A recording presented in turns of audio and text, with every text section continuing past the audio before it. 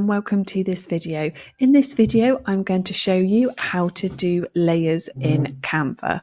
So what we're going to do is I'm just going to come over to the left hand side, and on elements, I'm just going to click on three shapes here.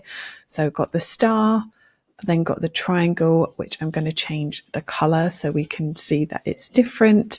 And then I'm also going to press this badge one here, and then I'm just going to change the color as well.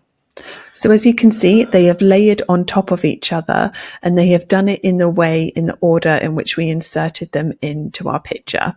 So if you want to change the way that they're layered, the order, what you can do is you can press Alt-1 as a shortcut on your keyboard, and as you can see, that is now showing us the layers here on the left, and then you can change it to however you want to, and then you can change which shape is on top and which one is at the bottom, and then you can create your own artwork and get really creative.